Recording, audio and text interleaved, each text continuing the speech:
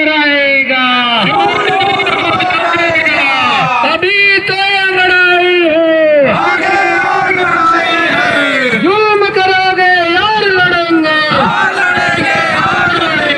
जुल्म के आगे नहीं झुकेंगे।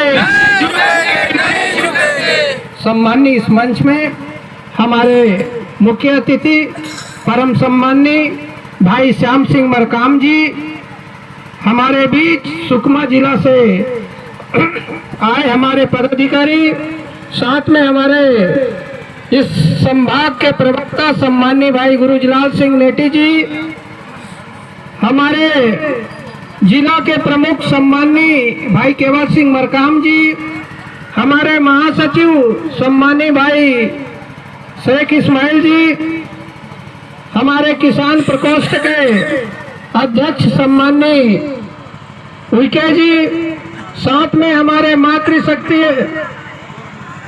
संघ के प्रमुख, साथ में उपस्थित मेरे समस्त जिला ब्लॉक ग्राम स्तर के समस्त पदाधिकारीगण, यहाँ पर उपस्थित मेरे पिता तुल्य नागरिक बंधुओं, मेरे माता युवा साथियों, मैं ज्यादा वक्त नहीं लूंगा। मैं यही सार शब्दों में कहूंगा कि हमारे बीच अभी सुकमा जिला से जो आए हैं, जिन्होंने गोंडी मातृभाषा यानी Gondi is the most important language, जिन्होंने अपनी मातृभाषा में जो शब्द आपके इस मंच में अभिव्यक्त किए, शायद इक्का दुक्का जानते होंगे।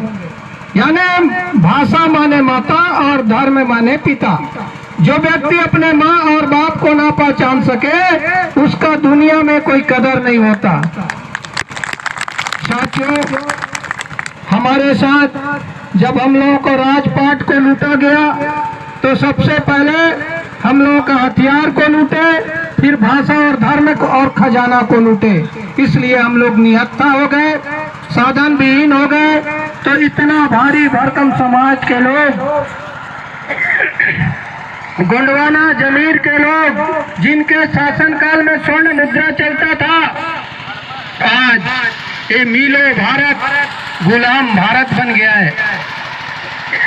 सेवा की सच्ची प्रतिमूर्ति इस देश की निष्ठा है, लेकिन साथियों आज हमें गुलाम बना लिया गया। तो आज हम लोगों के भाषा को किसी पाठ्य पुस्तकों में नहीं पढ़ाया जाता। दुर्भाग्य है कि आज हम बोल नहीं पाते।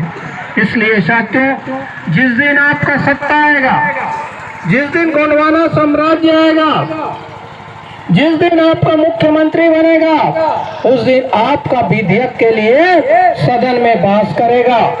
पंजाबियों को पंजाब, गुजरातियों को गुजरात, उड़ीसा वालों को उड़िया, तेलुगु आंध्र प्रदेश के लोग बोलते हैं, उसी प्रकार हम लोग भी, यदि हमारा सरकार आएगा तो हम लोग अपने मातृभाषा गोंडी को गोंडी में बोलेंगे।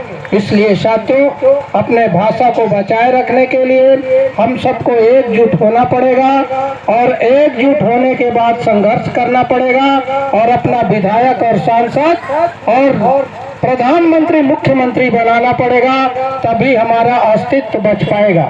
साथियों, सवाल आज पेशा का था।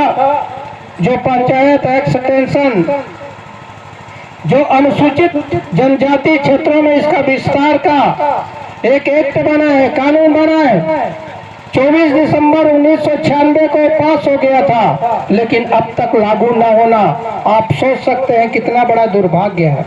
इसलिए साथियों, हम लोगों को एकजुट होने की जरूरत है, एक साथ रहने की जरूरत है, एक रास्ते में चलने की जरूरत है। पेशा कानून एक बहुत बड़ा कानून है, लेकिन हम लोग जानते नहीं। ये जो 5वीं अनुसूचित क्षेत्र है, जहाँ पे अनुच्छेद 244/1 लागू है,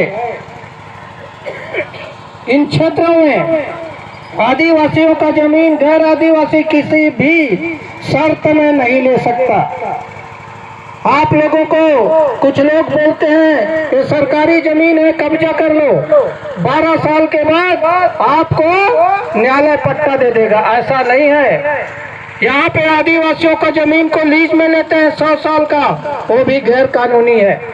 कलेक्टर के द्वारा यदि यहाँ पे परमिशन भी मिल गया है, वो भी यहाँ के कानून के मुताबिक फर्जी कहलाता है। यदि किसी का जमीन कोई कलेक्टर से भी मंजूरी लिया होगा, वो भी गलत है। यहाँ पे वो कानून लागू नहीं होता। आदिवासियों की जमीन भू राजस्व संहिता 1959 की धारा 165/6 170 खा आप लोगों के लिए सर्वोच्च कानून है। ये जो एरिया है, जो 5वीं अनुसूचित क्षेत्र है सरगुजा संभाग, ये क्रय विक्रय अधिनियम यहाँ शून्य है। यहाँ आदिवासियों की जमीन गैर तबके के लोग ले ही नहीं सकते। जितना भी यदि लिए हैं, ये पहाड़ जैसे जितने मननगढ़ के आजू बाजू में आदिवासियों का मकान बना है, ये अवैध है। जिस दिन आप लोग जान जाएंगे, जिस दिन आप लोग जाग जाएंगे, आप लोगों में जागरूकता आ जाएगा, उस दिन ये सब नहीं दिखेंगे। इसलिए साथियों, पेशा अधिनियम इसी के संरक्षण के लिए बनाया गया है। आदिवासियों के प्रशासन और नियंत्रण इसमें निहित है। जिस दिन आप लोग जान जाएंगे, एकजुट हो जाएंगे, जिस दिन सरकार बना लेंगे, उस दिन यहाँ पे कोई आपके जमीन पे हमला नहीं कर पाएगा। जन जंगल जमीन सुरक्षित हो जाएगा। तो इस प्रकार से साथियों, समयाभाव को देखते हुए आज पेशा एक्ट के बारे में कई लोगों ने बताया। पेशा एक्ट महत्वपूर्ण है। जिसको जानकारी ना हो, हम पीडीएफ दे देंगे, 31 पन्ने का है, जिसमें गांव समाज में ही कोई भी आईपीसी की जो धारा, जो थाना में जाते हो, वो यहीं पर निर्णय करने का भी पेशा के तहत अधिकार है। तो इस प्रकार से जिसको लेना होगा मैं दे दूंगा, और अपने क्षेत्रों में जागरूक कीजिए, अपने लोगों को समझाइए कि हमारे लिए पृथक से पेशा कानून है। जो भी